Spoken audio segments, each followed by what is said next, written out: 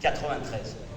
Et le fait que vous soyez tous nombreux, et tout le monde attend cette conférence depuis, j'ai pas envie de dire depuis ma nomination, mais depuis tant d'années.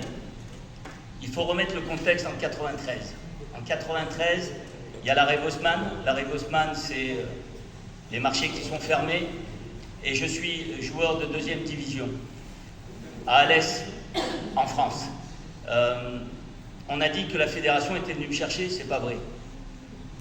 Mon cousin, qui travaillait à la presse, a poussé la fédération pour venir en disant que mon petit-neveu était un joueur de talent. Je suis venu, et à ce moment-là, vous connaissez le sélectionneur, vous connaissez l'équipe de l'époque. Si je n'avais aucun intérêt et aucune envie de venir, je ne serais pas venu. Je suis venu. L'accueil a été ce qu'il a été.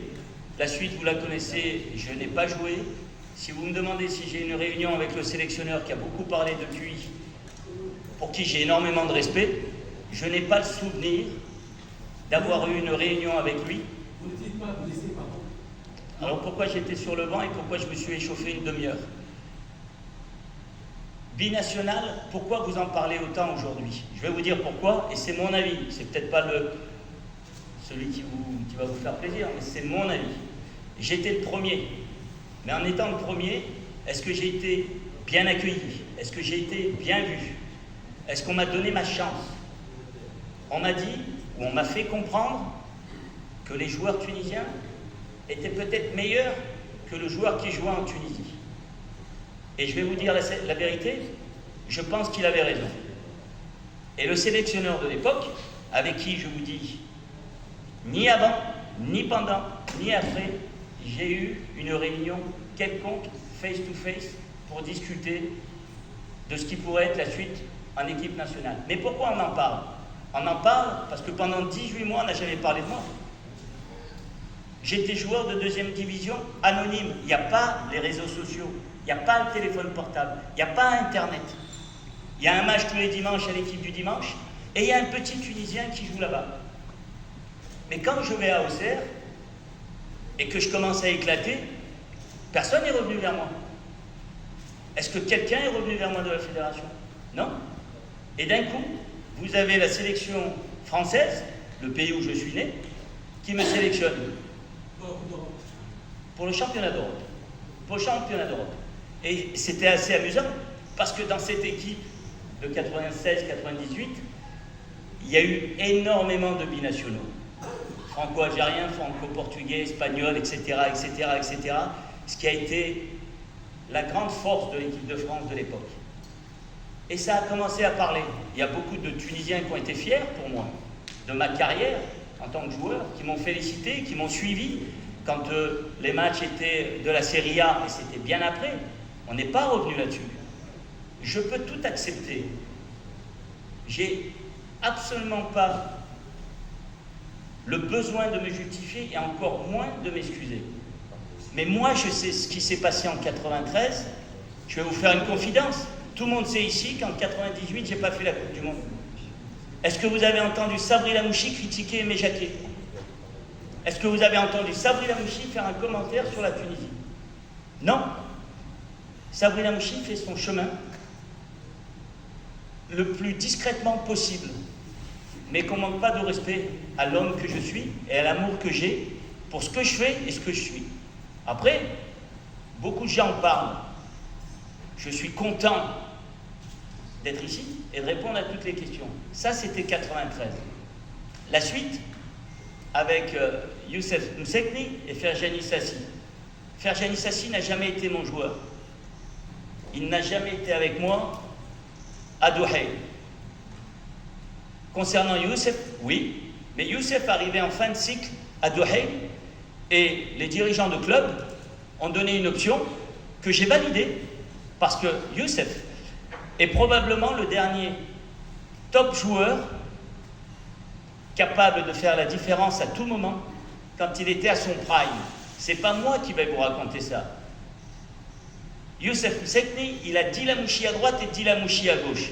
On peut dire ce qu'on veut, c'est un top joueur. On peut même critiquer ses choix. Il est allé au Qatar, il aurait été en Europe, il aurait été un magnifique joueur. Il est revenu, Je suis très content pour le champion tunisien, je suis très content pour lui. Je sais malheureusement qu'il a vécu un moment difficile. Je suis de tout cœur avec lui. J'espère juste qu'il donnera à son club le maximum, qu'il retrouvera le plaisir du terrain, parce que c'est un joueur qui, sur une situation, peu importe la situation, il est capable de faire la différence.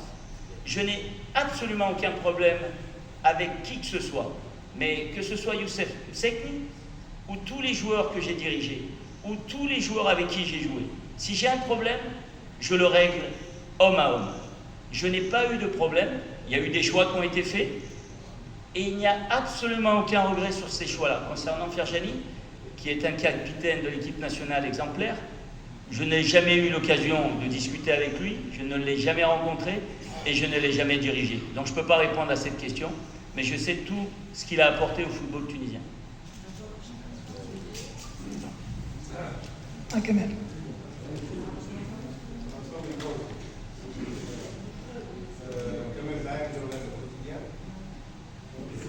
C'est le micro.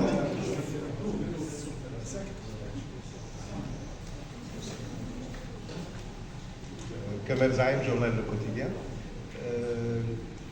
Je veux revenir au match de préparation de l'équipe nationale. Les 4 matchs amicaux, vous voulez dire? Oui. Le tirage au sort nous a mis face au Japon. D'habitude, lorsqu'on a le Japon, on essaie d'avoir un match amical avec la Corée du Sud. Et lorsqu'on a la Corée du Sud, vice-versa, on cherche un match amical contre le Japon. Là, il n'y a ni le Japon, ni la Corée, parce que son football ressemble beaucoup à celui du Japon. Comment expliquer ce choix? Pourquoi ne pas avoir opté pour un match contre la Corée du Sud? Et est-ce qu'on vous a informé des adversaires que vous avez rencontrés pendant la préparation? Est-ce que vous étiez d'accord? Merci. C'est une excellente question et vous avez totalement raison.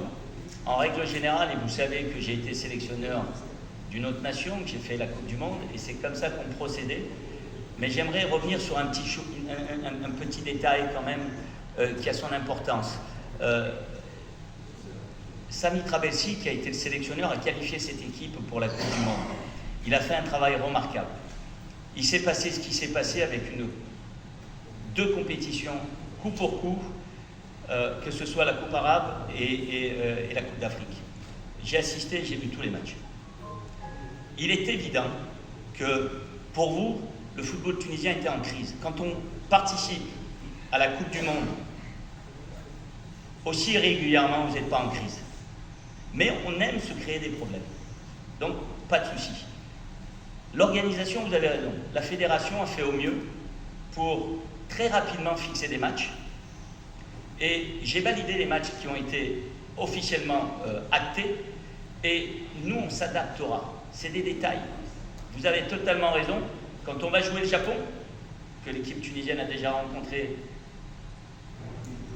très rapidement, il y a peu de temps, et on n'est pas surpris puisque c'est la meilleure équipe asiatique. On va rencontrer des équipes de calibre très important. Haïti qualifié en Coupe du Monde. Canada, pays organisateur.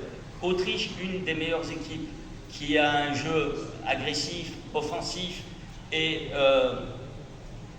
de très haute intensité. Et les Belges, vous le savez mieux que moi, juste avant la Coupe du Monde. Je vais vous demander quelque chose, et c'est exactement ce que je vais dire à mes joueurs. Il se passera ce qui se passera dans ces 4 matchs. Mais nous, on a 3 matchs à jouer, le 14, le 21 et le 26. Et comme je l'ai dit tout à l'heure, on va tout faire pour qu'il y en ait encore un de plus. Donc ces matchs-là, je vais découvrir mes joueurs lors d'un long voyage pour aller à Toronto, avec un décalage horaire. Quand on va jouer à 20h, il sera 3h du matin en France ou en Tunisie, en Europe en tout cas. On ne peut pas dire que ce soit l'idéal. Mais la fédération a fait ce qu'elle semblait de parfait pour son groupe. Et je valide totalement ce qui a été fait. On va jouer des équipes très compétitives. Et nos joueurs ont besoin d'oppositions qui leur permettront, avec ce qu'on essaiera d'apporter, d'avoir un niveau, un jugement de valeur sur ce qu'on va réellement rencontrer pendant la Coupe du Monde. Parce que Qualification de Coupe du Monde, c'est une chose. Je ne suis pas celui qui a qualifié la Tunisie. Je n'ai aucun mérite. Le mérite revient à Sami Traversi, aux joueurs qui se sont qualifiés dans les pays d'Afrique, où c'est très difficile d'aller se qualifier. Ils l'ont fait de manière absolument brillante. Il s'est passé ce qui s'est passé derrière. Je ne suis pas responsable non plus de ça. Maintenant, à partir d'aujourd'hui, je suis responsable de ce qui va se passer. Ça, je le valide totalement. Et avec mes joueurs, on va essayer de focaliser sur ce qui va se passer sur le terrain. Et on va essayer, à notre manière, de donner une identité d'équipe tunisienne. J'espère avoir répondu à votre question. Une question, s'il vous plaît. Reine Absmad, essai en français. Quelles sont les lacunes techniques observées chez l'équipe nationale, bien évidemment, notamment lors de la Coupe d'Afrique au Maroc? Encore une bonne question, mais vous comprendrez que je ne peux pas parler en m'exprimant de mes joueurs et par respect pour Sami Traversi, qui est une personne pour qui j'ai énormément de respect et que je respecte profondément. Il s'est passé ce qui s'est passé. Probablement que ce qui s'est passé à la Coupe d'Afrique était trop proche par rapport à la Coupe arabe. Et ce qui fait que peut-être la déconnexion n'a pas eu lieu. Et que peut-être il s'est passé des choses, et comme il peut se passer à la prochaine Coupe du Monde, mais moi je n'ai que ça à penser à partir d'aujourd'hui. J'étais pas dans une compétition 15 jours plus tôt où les choses ne se sont pas passées comme prévu. On va passer 4 matchs amicaux et on doit être prêt le premier match. Mais si on perd le premier match, vous allez me dire, vous n'avez pas bien travaillé avant. C'est vrai, mais on peut perdre aussi les 3, comme on peut aussi gagner les 3. Ce que je veux, quand on partira de la Coupe du Monde, le plus tard possible, c'est d'être fier du travail qu'on aura fait. Parler du travail des autres est irrespectueux. Je ne peux pas me permettre de parler des lacunes de mon équipe, que je garde pour mon staff et pour mes joueurs, mais très bientôt, il va y avoir une liste, il va y avoir des matchs amicaux, et on va essayer de se projeter sur ce qu'on va pouvoir faire et non pas sur ce qui a été fait. Marouane Gara, Tunis par ici, coach. Alors déjà, bienvenue parmi nous. Je vous souhaite le meilleur avec notre équipe nationale et plein de réussite.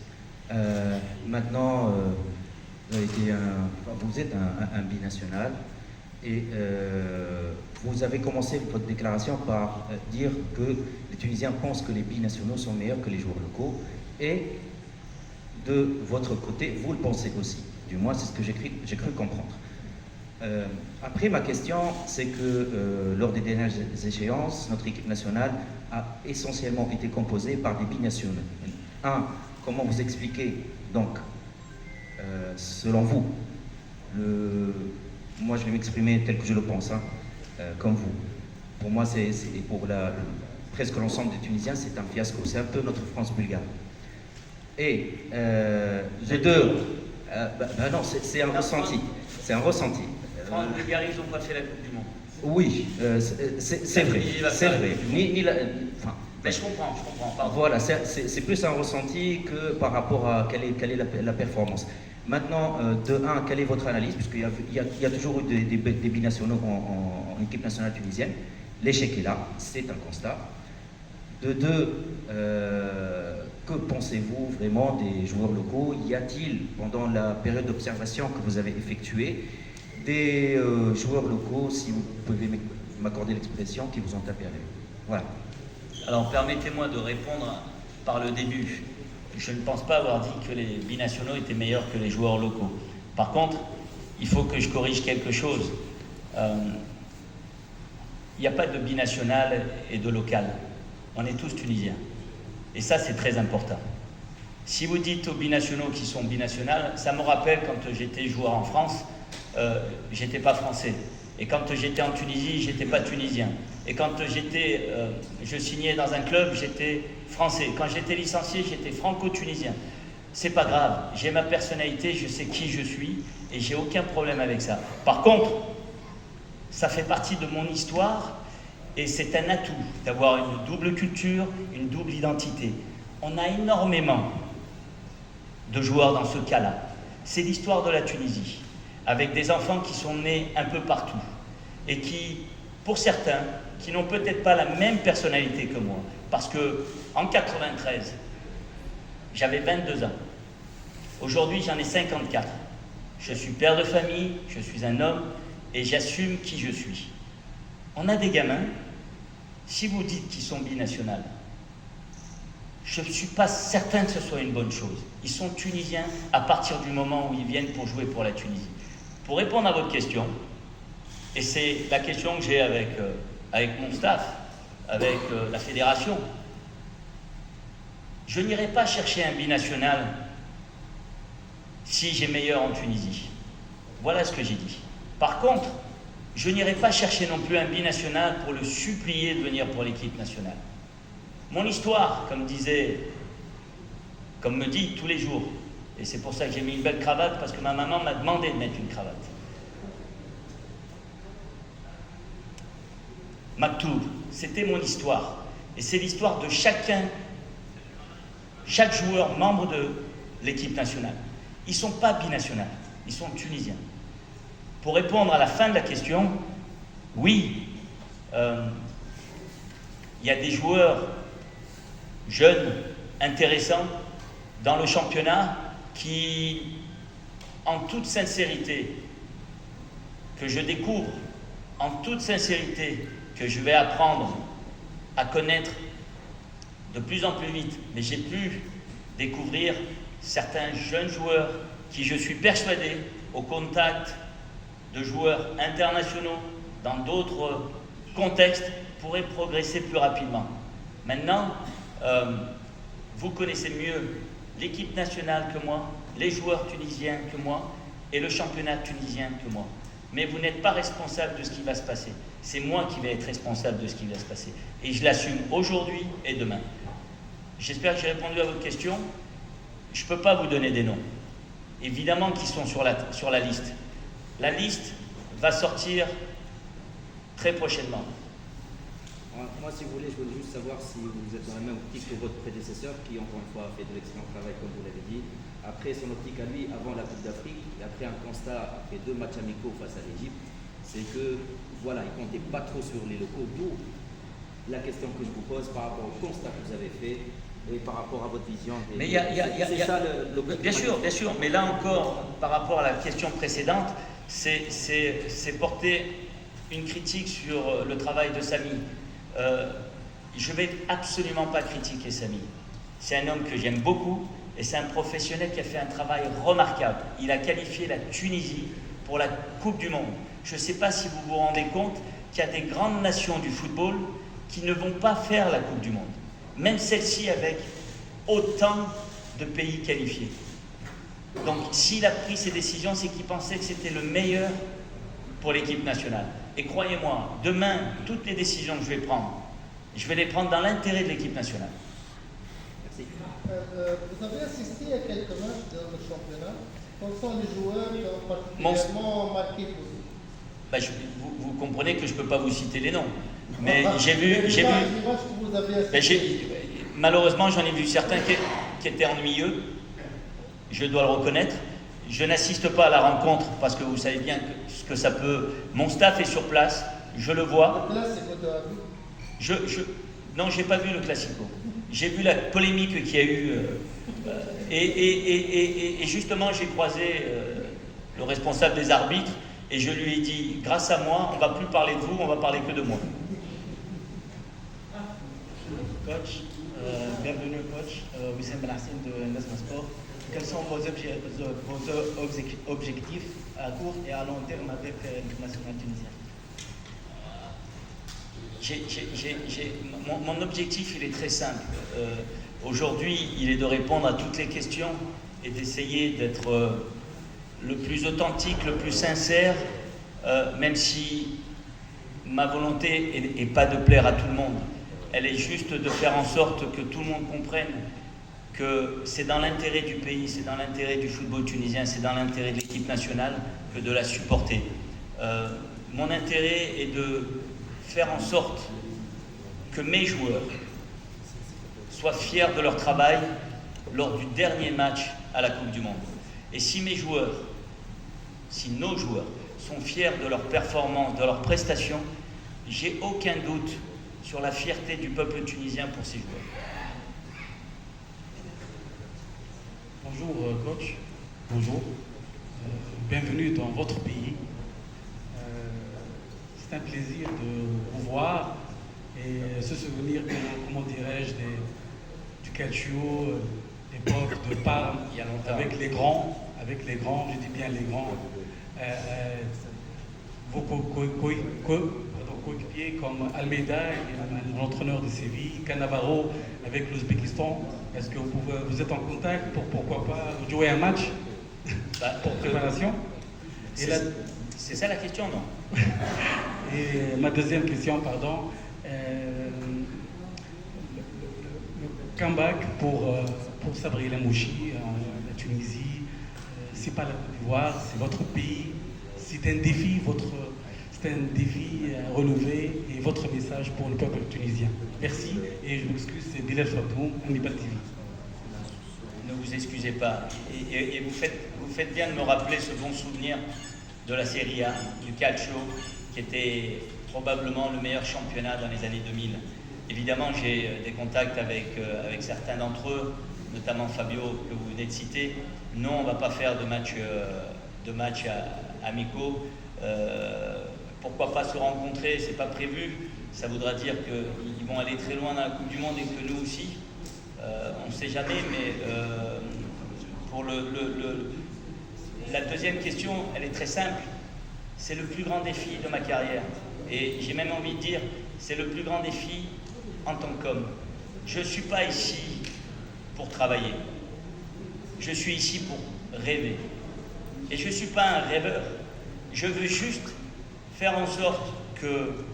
Parce que le football en Tunisie n'est pas que du football.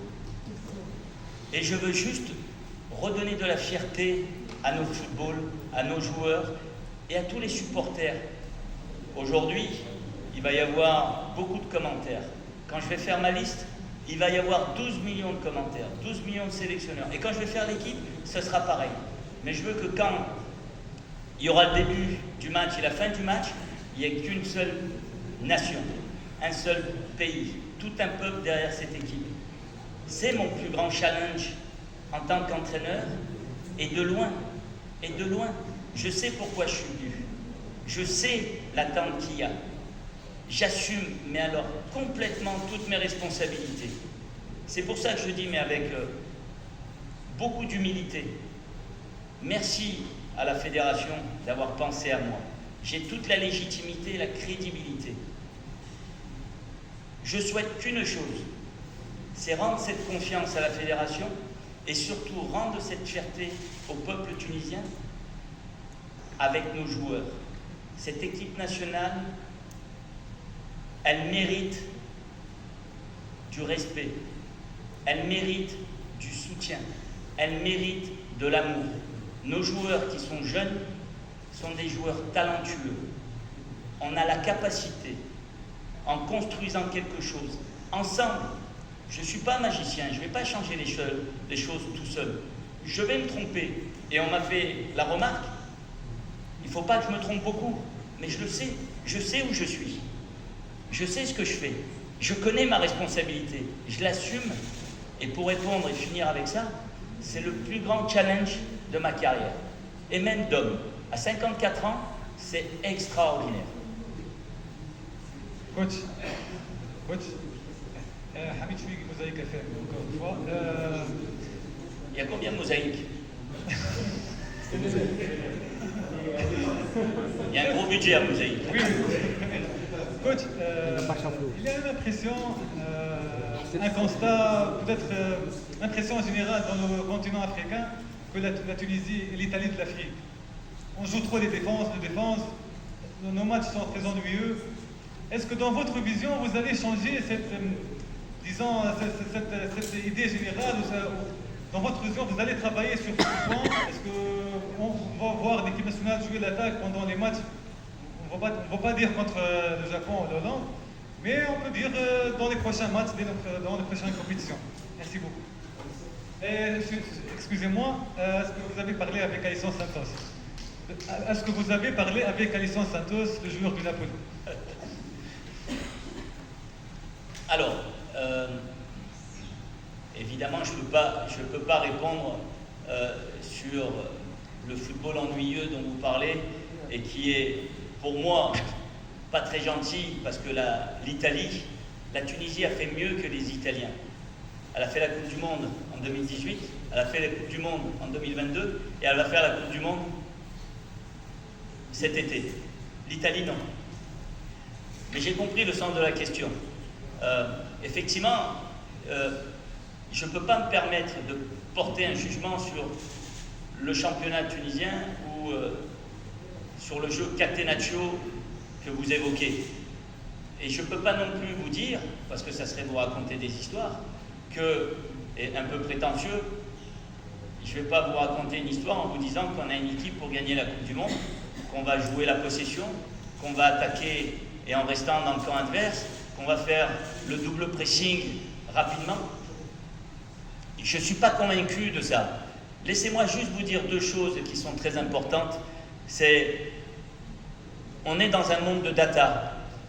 Le vainqueur de la Coupe du Monde 2018, c'était la France.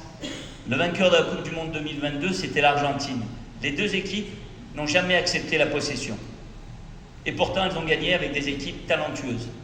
Est-ce que nous, la Tunisie, on peut imposer son jeu, on peut mettre la pression à la Belgique, à l'Autriche, à l'Ukraine, à la Suède, à la Pologne, ou voire au Japon ou aux Pays-Bas? Je ne sais pas. Par contre, ce que je sais, avec les idées qui sont les miennes, j'aimerais, s'ils sont meilleurs que nous, qu'ils souffrent pour gagner le match. J'aimerais, pendant 95 minutes, que nos joueurs, dans un schéma qui peut varier dans un match, j'aime beaucoup que mes systèmes soient hybrides, qu'on s'adapte. Je veux des joueurs qui soient en mesure de lire le jeu, mais je veux qu'on joue nos atouts. On doit jouer tous les matchs pour les gagner. On ne doit pas jouer nos matchs pour pas les perdre. On a cette ambition-là. Je veux une identité. Est-ce qu'elle va être là de suite contre Haïti? N'exagérons pas. Est-ce qu'elles seront là à la fin de la Coupe du Monde? Je l'espère. En tout cas, mon message avec mon staff, pour nos joueurs, doit être très clair. Après, je suis le sélectionneur, j'anime, je coach, les joueurs doivent jouer et faire leur performance en nous donnant le maximum. Il y a des fois où on doit souffrir et on doit essayer de souffrir ensemble. Il y a des fois où il faut jouer son batou, et bien il faudra le faire de la même manière. Mais on jouera tous les matchs pour essayer de les gagner. Ceux qui ont un peu suivi ma carrière, et je sais qu'il y en a, on ne m'a jamais rien donné. Je me suis toujours dit que tout était possible. Même quand on disait que je n'allais pas être joueur de foot, même si on ne pensait pas que j'allais faire la carrière que j'ai faite. Je suis fier de ce que je suis et je suis encore plus fier aujourd'hui d'être devant vous avec la responsabilité qui est la mienne. J'espère juste qu'on arrivera à faire ce que j'ai envie qu'on fasse dans l'intérêt de notre pays. Ah, bonne question. Non, mais je ne vais pas dire je ne sais pas qui c'est, je sais qui c'est. Salut coach, parle coach. Pardon. Salut coach, Melkrigi, je ne présente pas Mosaïque, je présente DOS Sport. Donc je vais commencer par votre réponse à mon collègue Marouane en disant que nous connaissons le championnat tunisien mieux que vous et peut-être même mieux que votre staff qui est tous des étrangers. Est-ce que vous pensez avoir un autre membre de staff qui connaît mieux le championnat tunisien, surtout qu'on a parlé de plusieurs noms, on a parlé aux médias de plusieurs noms. L'un d'entre eux est maintenant un entraîneur adjoint à l'Étoile du Sahel, Youssouf Miebi. Est-ce que vous pensez, ou bien vous avez déjà ce schéma pour avoir un deuxième entraîneur adjoint qui connaît mieux le championnat tunisien? C'est une bonne question, mais dans mon staff, il y a quand même un Tunisien, Wabi Kazri. Non, je le connais bien, oui. Mais Wabi, il a une idée, il connaît le football tunisien. De là à vous dire qu'il le connaît parfaitement, bien sûr que non. Mais pour répondre à la question, si on va prendre quelqu'un, effectivement, j'ai lu beaucoup de choses. Je ne peux pas croire tout ce qui est écrit. Je ne suis pas connecté dans les réseaux sociaux. Je suis malheureusement ou heureusement un peu décroché de tout ça, au plus grand regret de mes enfants. Mais il en a été question. Et il est possible que, parce qu'en Tunisie, il y a des entraîneurs qui pourraient être à ma place, sans aucun problème. Il y a de la compétence, sans aucun problème.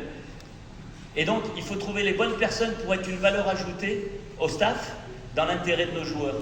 Et nos joueurs, c'est ceux qui évoluent dans le championnat tunisien, en premier lieu, évidemment.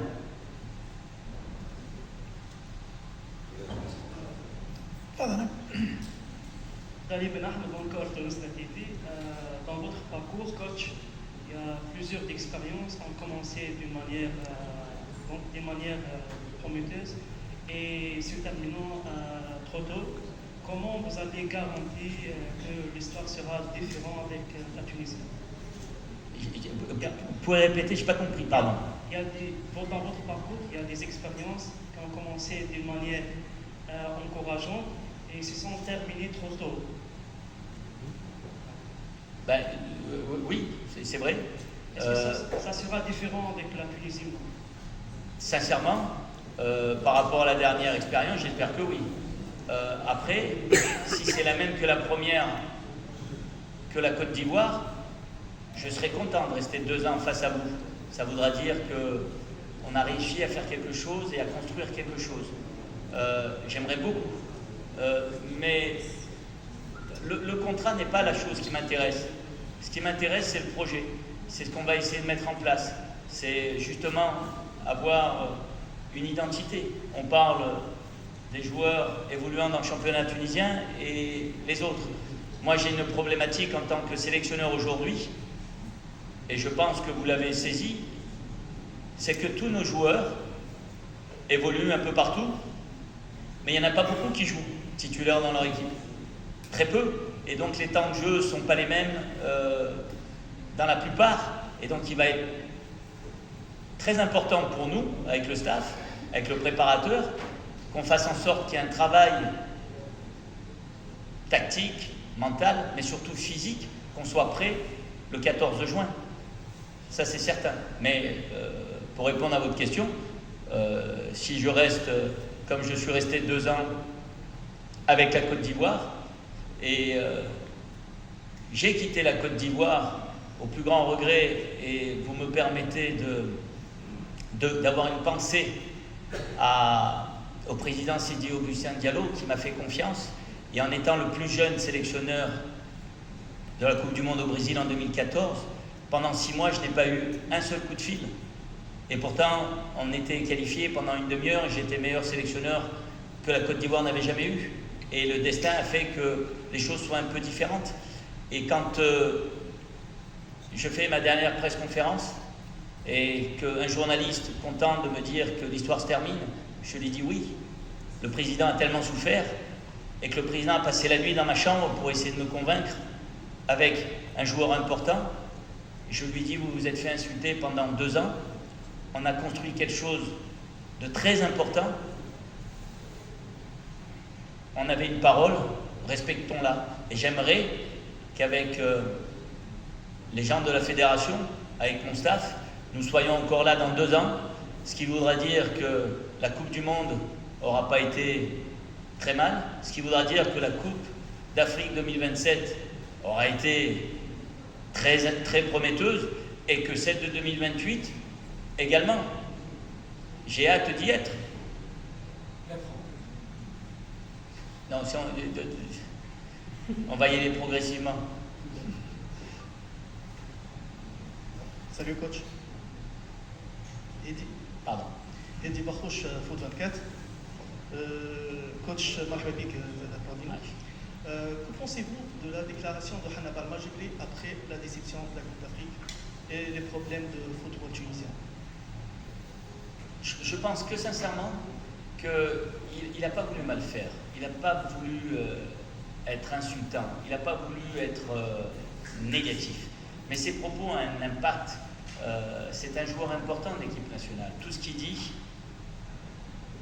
les gens l'absorbent, les gens l'écoutent. Et en fonction de ce qu'il dit, il faut qu'il soit en mesure d'y répondre. Et là, c'était une critique qui était, à mon sens, il faut qu'on arrive à régler nos problèmes en famille. C'est comme ça qu'on les règle de manière efficace. De le faire sur la place publique, c'était peut-être un aveu de faiblesse ou une peine intérieure, parce qu'une compétition qui se termine, les joueurs ont le sentiment d'avoir donné beaucoup, et j'ai presque envie de dire tout ça pour ça. Mais voilà, je pense que c'était la frustration, la déception, c'était à chaud d'un joueur qui... je ne suis pas sûr qu'il ferait la même déclaration aujourd'hui. Il dirait peut-être la même chose, mais vous savez, quand on a une responsabilité, et tous les joueurs ont une responsabilité parce que c'est des modèles pour la jeunesse tunisienne, ils doivent faire attention au poids des mots. Il y a la forme et il y a le fond. Il faut faire attention à ce qu'on retient. Et ce qu'il a voulu dire n'était pas aussi négatif que ça. Je ne crois pas. Parce que lui, comme d'autres, ont donné beaucoup pour l'équipe nationale, et j'espère que tous nos joueurs donneront beaucoup et tout le temps pour l'équipe nationale. Il est clair qu'on a une responsabilité, il faut qu'on mette nos joueurs dans les meilleures conditions. Mais voilà, je pense que c'était surtout de la déception et beaucoup de frustration.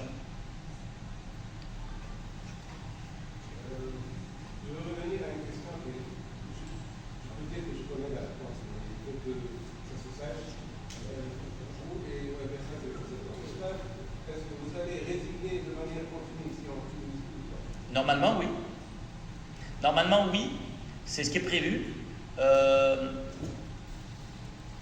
La question, elle est simple. C'est... Mes joueurs ne me connaissent pas. Ils me connaissent par Wikipédia, Internet. J'ai commencé à rencontrer certains joueurs. Il faut que j'aille les voir. Je ne vais pas attendre le 25 ou le 23 qu'ils arrivent à Tunis, qu'on fasse 1 ou 2 entraînements, qu'on parte pour Toronto. Mais en même temps, je ne vais pas avoir de temps pour moi. Je n'ai pas de temps d'aller... Il faut impérativement que j'ai une information complète de mon effectif, des hommes avant des joueurs, que j'aille me présenter à eux, qu'on parle, qu'on échange. Et c'est important d'aller les voir. Et j'ai beaucoup de voyages. J'ai ces 2 matchs. Il y a des matchs également à voir ici, mais à vivre ici, oui. Alors, de façon certaine, après la Coupe du Monde, Inch'Allah, si tout se passe bien, on aura un peu plus de temps entre les matchs. On aura un vécu, un petit historique. Les joueurs comprendront mon mode de fonctionnement, qu'il faut que j'explique, et qu'ils apprennent à me connaître avant de me rencontrer. Vous vous rendez compte, j'ai été nommé il y a 3 semaines, je les rencontre dans 1 mois et demi. Donc, et je vais faire 2 entraînements avant le premier match, 2 entraînements avant le 2e match. Et après Canada, tout le monde repart dans son club. Et on se verra que fin mai, après la finale de la Coupe de Tunisie, le 17. Certains finissent le 16, 17, 18, 19, 20, 22. Je ne pense pas que dans nos joueurs, des joueurs soient concernés par le 26, la finale de la Ligue des Champions. Mais je serai là. Mais vous voyez bien que le temps, il est court. Et il faut aller à l'essentiel. Il faut aller voir nos joueurs. Il faut pas les rassurer, mais tout simplement se présenter. Le staff fait la même chose. Et après, j'espère qu'on aura l'occasion de rester ici. Mais j'ai aucun problème à rester ici. Ma soeur et ma maman vivent ici, donc c'est toujours un plaisir.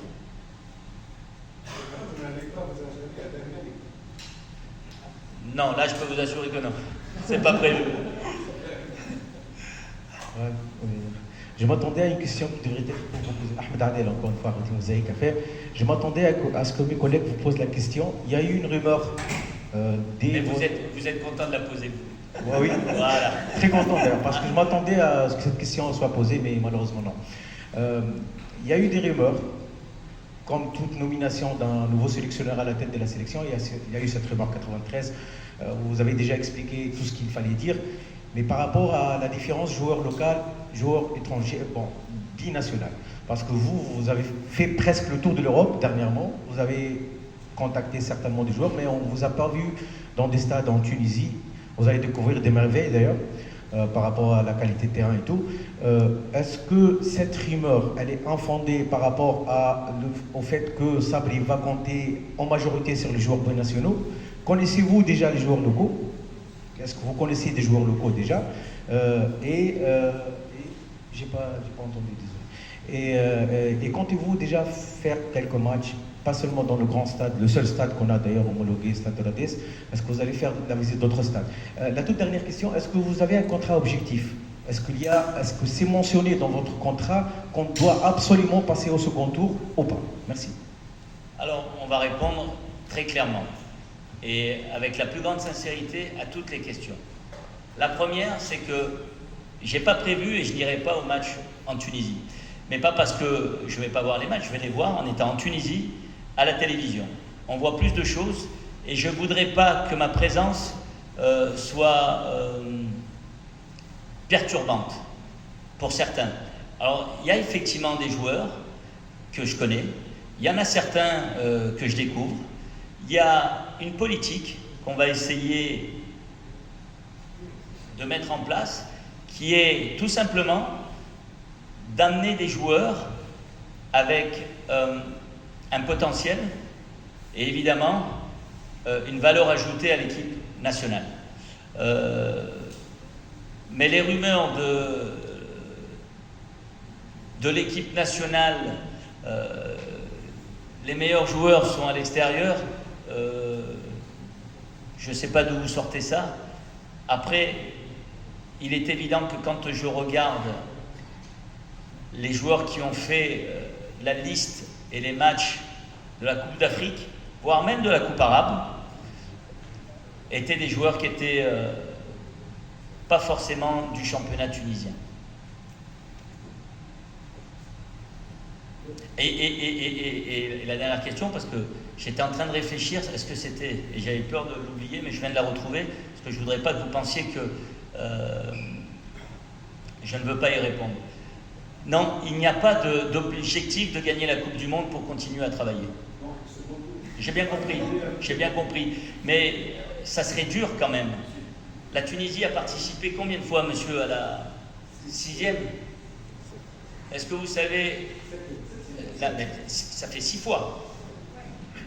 Et on n'est jamais sorti. Mais là, c'est une Coupe du Monde à 48. C'est vrai, mais c'est le meilleur 3e, et donc vous avez vu la poule qui est la nôtre. On n'a pas cette obligation-là, je tiens à vous le dire de manière très claire, mais comme je l'ai dit tout à l'heure, je ne suis pas ici pour travailler. Je suis ici pour rêver.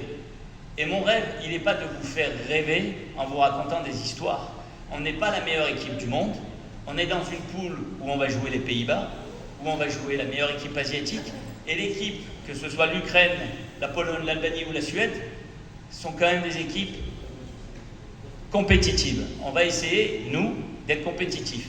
Vous voyez peut-être la 3e place, qui serait synonyme de qualification et qui serait extraordinaire. Si c'est ça, je signe tout de suite. Mais avant ça, j'aimerais qu'on nous laisse le temps de mettre en place quelque chose.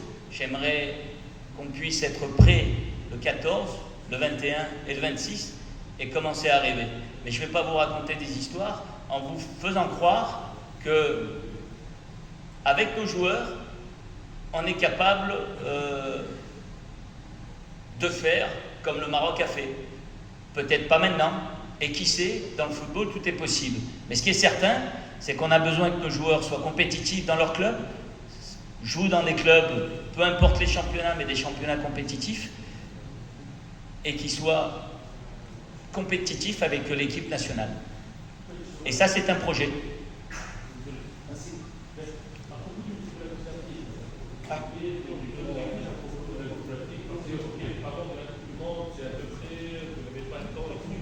On a après 2 Coupes d'Afrique. Est-ce qu'il y aurait un objectif pour avoir au minimum un demi-finale? Ah oui. Alors, il ne faut pas que vous pensiez que les gens de la fédération sont stupides. Les gens de la fédération m'ont mis un contrat à longue durée parce que s'ils me choisissent, c'est parce qu'ils pensent peut-être qu'on est capable de faire quelque chose. Et imaginons qu'on fasse quelque chose et que Sabri Amouchi soit libre. C'est pas trop leur intérêt. J'ai tout accepté, sans aucune concession de ma part. Parce que quand j'ai dit tout à l'heure que j'étais fier et que c'était le plus gros challenge de ma carrière d'entraîneur et peut-être d'homme, je le dis sincèrement. Mon contrat n'est pas important. Ce qu'on va faire tous ensemble, je l'espère, restera important. Et ça, c'est vraiment le message. Par contre, pour la Coupe d'Afrique suivante, oui, il y a un objectif. Au moins la demi-finale. C'est clair comme ça. Voilà. Et je vais même aller plus loin. Je n'ai accepté aucune prime, je veux juste gagner. Parce que de toute façon, même si je ne prends pas, si on arrive à faire ce que j'espère qu'on va faire, Inch'Allah, les Tunisiens nous donneront beaucoup. Et ça n'a pas de prix. À propos de ça, Ahmed a posé la question. À propos de quoi? À propos des Tunisiens. Il a posé la question si on aura un match à Radès avant la Coupe du Monde, parce que c'est important au public tunisien peut-être. Il n'y a pas de temps. Vous avez vu le programme. On va jouer. On va jouer. Si, c'était. Ah, d'accord. Non, mais laissez-moi répondre, je peux répondre à la question parce que vous avez raison, et c'est une bonne question. Parce qu'on ne fait pas de match amical en Tunisie, avant le match et notre déplacement à Haïti, à Toronto contre Haïti et le Canada, on a décidé d'appeler nos joueurs à Tunis. On va faire 1 ou 2 entraînements à Radès et on partira de Tunis pour Toronto. C'est ce qu'on essaye de mettre en place pour que tout le monde s'imprègne que, et je pense que les joueurs le savent mieux que moi, que les Tunisiens, ils critiquent quand il faut critiquer. Mais les Tunisiens, ils aiment quand il faut aimer. Donnons-leur ce qu'ils veulent. Faisons ce qu'on est en mesure de faire. Et moi, je suis convaincu qu'on a des joueurs pour ça. Si on va y arriver, je ne sais pas. Mais on va tout faire pour. Est-ce que vous avez fait de la diplomatie? Pardon? Vous étiez ambassadeur. Vous avez fait des études en communication? J'ai pas compris. Vous avez fait des études en communication, vous êtes diplomate. Vos réponses avec beaucoup de diplomatie. Voilà. Beaucoup de diplomatie. Diplomatie, pourquoi? C'est concis, c'est critique. Non, mais parce que il y a ceux qui veulent voir le verre à moitié plein et à moitié vide. Vous critiquez le football tunisien parce que le championnat, il n'est pas agréable. Et je vais vous dire, je me suis moi-même ennuyé en regardant certains matchs. Mais vous êtes, par moments, paradoxal. Vous critiquez les Tunisiens et la fédération, mais la Tunisie n'est pas en crise. Le football tunisien n'est pas en crise. Non, si, comparé à l'Italie, l'Italie ne fait pas la Coupe du Monde. Et vous n'allez pas me dire que la Tunisie est meilleure que les Italiens. J'ai joué en Italie. Vous savez le scandale que c'est là-bas? Pas une, pas deux, et peut-être, je l'espère pour eux, qu'ils vont pouvoir la faire. On a une chance extraordinaire. On a des joueurs. Moi, je suis là pour en parler. Je n'ai pas fait la Coupe du Monde en tant que joueur. Je l'ai faite en tant qu'entraîneur. Je vais en faire une autre. C'est une immense responsabilité. On ne défend pas son poste, on ne défend pas sa fonction, on représente un pays. Alors en fonction de la capacité du pays, on représente les 12 millions de Tunisiens. Et quand le match commence, la Tunisie s'arrête. Et quand on a honte, les Tunisiens sont dehors et râlent, j'allais dire un gros mot tunisien, Ça serait pas beau de parler en arabe et de dire une première parole pas positive. Pas positive, pardon. Mais ce que je veux dire par là, le football est plus que du football, ici en Tunisie. Mais c'est partout pareil. Les gens vivent pour ça. Moi, j'ai voulu être joueur professionnel parce que j'ai eu des émotions. Quand je dis je ne suis pas là pour travailler, je suis là pour rêver. J'ai été gâté par la vie, le bon Dieu m'a gâté. Je ne peux pas me plaindre. Et ce n'est pas de la diplomatie, ce n'est pas de la communication. Je suis comme je suis et je vous dis les choses. Le programme, je pense qu'il est bon. La liste, quand je vais vous la donner, je pense qu'elle est bonne. L'équipe, la première, je pense qu'elle est bonne. Même si je sais aujourd'hui que la première équipe, la deuxième équipe contre le Canada, contre l'Autriche et contre la Belgique, ne sera pas l'équipe qui va jouer le 14. Je le sais ça aujourd'hui. Je veux qu'on soit, parce que, excusez-moi, j'ai fait une carrière, je peux dire, de haut niveau, je suis un compétiteur et je veux que mes joueurs soient prêts le 14. Et pour qu'ils soient prêts le 14, je ne vais pas commencer à critiquer un tel. Mais la vie, elle est dure. Pour beaucoup de gens, on joue au football, on donne du plaisir, on est censé donner du plaisir, de l'émotion. Concentrons-nous sur ce qu'on a à faire et essayons de le faire le mieux qu'on puisse. Parce que même en donnant le maximum, on n'est peut-être pas sûr d'y arriver. Un poteau rentrant, un poteau sortant, c'est... Pardon? Excusez-moi, mais vous aussi, vous avez des réponses en fait paradoxales. Dites-moi. Voilà. Vous avez dit tout à l'heure, j'aimerais bien qu'il souffre pour nous gagner. Je me suis dit, j'aimerais bien qu'il souffre pour nous gagner, pour gagner le match contre la Tunisie. Les équipes adverses. Oui, je me suis dit, tiens, c'est audacieux quand même. Après, aujourd'hui, on a un coach qui nous dit que c'est difficile de passer au second tour de la Coupe du Monde avec 48 équipes, et quand même, troisième meilleur. Ça promet, franchement, vous êtes un peu pessimiste là. Donc, vous avez des réponses avec beaucoup de respect, permettez-moi de vous dire qu'un match n'est jamais gagné d'avance. Si je me présente à vous, mais je comprends votre position, il n'y a absolument aucun problème. Que ma réponse ne vous convienne pas, je suis désolé. Mais je ne vais pas la changer. Parce que mon éducation et la manière dont j'ai grandi est beaucoup dans l'humilité, dans le don de soi, dans le travail et dans le sacrifice. Je ne vais pas vous dire ici, parce que vous êtes devant moi, ne vous inquiétez pas, avec Lamouchi, vous allez vous qualifier. Ça serait un peu prétentieux. Mais si j'avais dit ça, c'est un peu paradoxal, vous êtes un peu prétentieux de penser comme ça. C'est un peu arrogant. Vous pouvez penser ce que vous voulez. Moi, je veux que vous soyez en mesure de me juger sur le travail que je vais faire. Et si on est qualifié, vous reconnaîtrez notre travail, et si on n'est pas qualifié, vous aurez le droit de critiquer en fonction. Mais je vais vous dire une chose. Même quand ça n'a pas marché, même quand j'ai perdu, j'ai toujours cru que j'allais y arriver. J'ai toujours cru que je faisais les bons choix. Par contre, il n'y en a qu'un qui gagne la Coupe du Monde. Il n'y en a qu'un qui gagne un match. Il faut être en mesure d'être prêt pour être celui-là. Et celui-là, souvent, ça joue à pas grand-chose. Je vais vous donner un autre exemple. Et vous me dites ce que vous en pensez.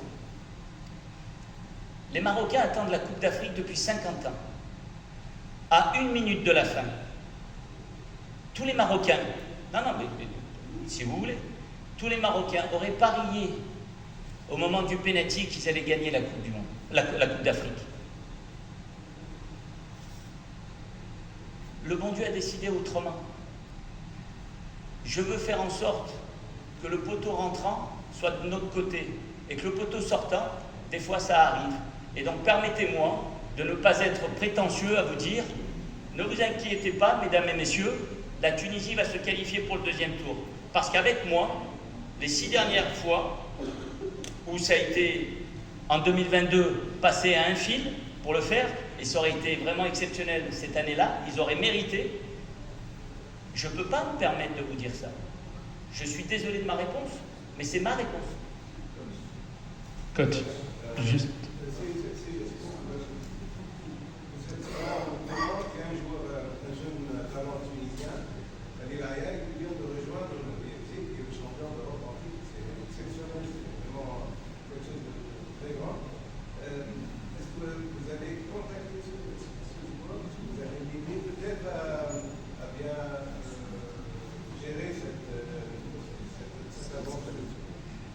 y a beaucoup de jeunes joueurs qui, un peu de partout, qui prennent des décisions pour leur propre carrière. Nous, on est obligés de les suivre, de les supporter. Par exemple, Ismaël Garbi ne joue pas dans son club. On a la responsabilité de le réconforter, de lui apporter notre soutien. Mais les choix que les joueurs font en allant dans tel ou tel club, malheureusement, ne me regardent pas. Je suis juste là pour essayer de les accompagner et je suis persuadé que les performances de tous nos jeunes joueurs, parce que pour moi, un jeune joueur doit jouer. Il ne peut pas rester sur un banc et se contenter de 10 minutes par-ci, 15 minutes par-là. Les choix, je ne peux pas les commenter de nos jeunes talents. Mais on suit absolument tout le monde et j'aimerais revenir sur la politique de la fédération et de la cellule scout. J'ai été agréablement surpris de voir le nombre de jeunes joueurs tunisiens qu'il y a partout dans le monde.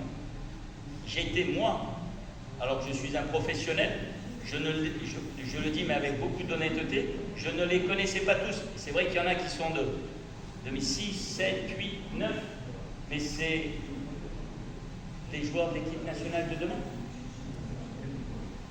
Coach, juste. Là, à travers cette conférence de presse, pour moi, j'en sors avec un constat, c'est que vous êtes des persuadés de la réunification qui est, ça ne peut qu'être rassurant, vous êtes des messages que vous pouvez passer pour ça, on n'est pas inquiet. Maintenant, la question que je vous pose, parce qu'à travers vos discours, on a vu des rêves. On a vu des rêves, parce que vous avez dit que vous allez rêver, vous n'allez pas travailler, n'est-ce pas? Oui, je vous écoute. Mais on a aussi du pragmatisme. Et c'est tout à fait honneur quand vous dites qu'avec les joueurs dont on dispose, on ne peut pas faire le parcours du Maroc du moins, et on ne peut pas promettre une qualification maintenant pour le deuxième tour. Maintenant, la question en termes de pourcentage, vous donneriez combien à Sabrina Mouche, le sélectionneur, leader avec l'équipe nationale tunisienne, et c'est pragmatique en termes de pourcentage? Est-ce que vous soyez capable de... Je ne sais pas si j'ai bien fait de parler de rêve, parce qu'il est mal interprété. Mais j'ai peur que le fait que je dise blanc ou noir, ça puisse être interprété de la manière que vous souhaitez, qui n'est pas forcément la manière que je souhaite.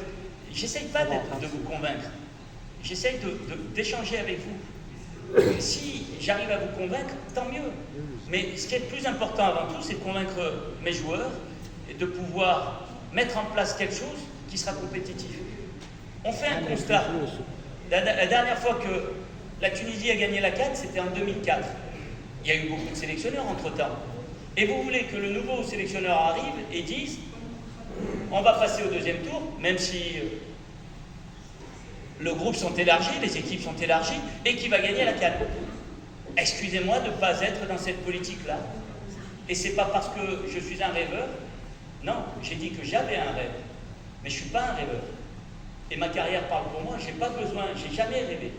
C'est du concret que j'ai eu. Par contre, oui, quand je dis je ne suis pas là pour travailler, c'est que j'ai pas besoin de travail. Quand j'ai dit je veux travailler, je suis en quête d'un rêve. Le rêve, c'est de faire rêver les Tunisiens. Mais là, je ne vous fais pas rêver, puisque d'un côté, je suis bon communicateur, persuasif, paradoxal, c'est pas grave. Non, mais c'est pas très grave. C'est pas très grave. On n'a rien sans rien. Moi, je sais comment je travaille. Et on ne va pas me reprocher le fait de travailler.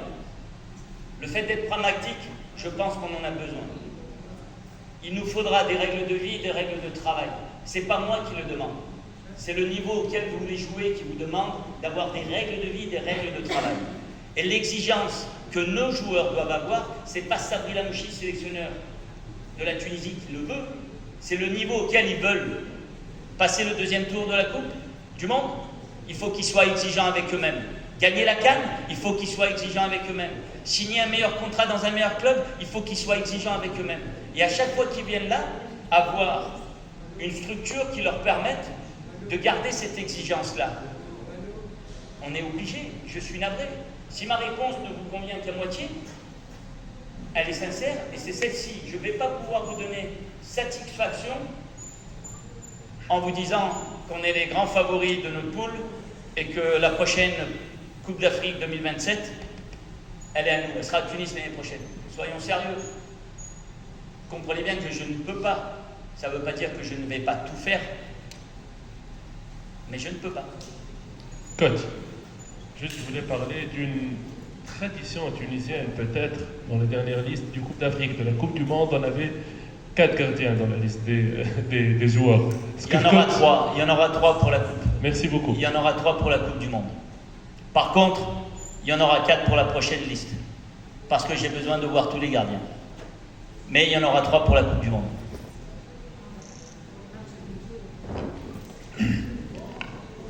مع السلامة. يعطيكم الصحة. ميرسي. Merci beaucoup.